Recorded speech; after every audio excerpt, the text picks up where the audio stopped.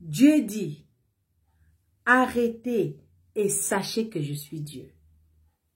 Arrête-toi un peu et sache que je suis ton Dieu. Sache que je suis Dieu.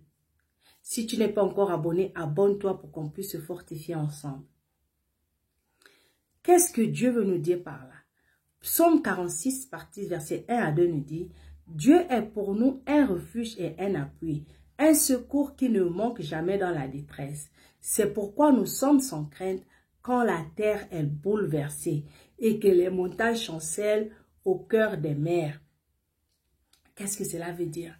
Cela veut dire que peu importe les situations, peu importe les circonstances autour de nous, peu importe la façon qu'on est très occupé, peu importe ce qu'on est en train de faire, peu importe où nous sommes en ce moment, notre situation, Dieu dit, fais-moi entièrement confiance. Pourquoi? Parce que premièrement, tu dois savoir que Dieu est un abri et un appui. Qu'est-ce que ça veut dire? Que en Dieu, tu peux te cacher et Dieu va te secourir. Il est un abri parce qu'il peut te cacher. Il est un appui parce que en lui tu peux compter. Sur lui tu peux compter parce qu'il peut pourvoir à tes besoins. Il peut guérir ta maladie. Il peut te restaurer. Il peut te guérir. Il peut te délivrer de n'importe quel genre de situation. Il est tout pour toi. Deuxièmement, il dit, il est le fleuve de vie. Quand Dieu est en toi, tu as la vie, tu as la gloire, tu as la lumière de Dieu en toi. Donc tu deviens lumière. Tu ne peux pas mourir. Tu ne peux pas mourir intérieurement, tu peux pas mourir spirituellement.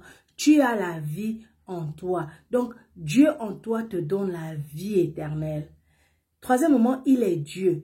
Il est Dieu parce que Dieu est puissant. Il est tellement puissant que rien ne lui est impossible. Jésus nous a dit que lui, il agit, que son Père aussi agit. Si Jésus est puissant, qu'il agit, et si Dieu est puissant et qu'il agit dans ta vie, qu'il agit dans tous les domaines de ta vie, quelle est la situation qu'il ne pourra pas résoudre dans ta vie? Est-ce que ta situation est plus grave, plus difficile, plus puissante que Dieu ne puisse pas la résoudre pour toi? Regarde un peu à cette situation et pose-toi cette question. Est-ce que cette situation-là, Dieu ne peut pas la résoudre pour moi? Donc, sache qu'il est Dieu. Il est le Dieu de l'impossible. Quatrièmement, il mérite que nous nous arrêtions pour l'adorer et le contempler. Pourquoi? Et le servir. Pourquoi? Parce que nous savons qu'avec lui, quand nos vies sont en lui, quand nos vies sont cachées en lui et que nous comptons sur lui, on aura toujours la réponse, on aura toujours la victoire, on aura toujours la solution, on aura toujours ce qu'on attend.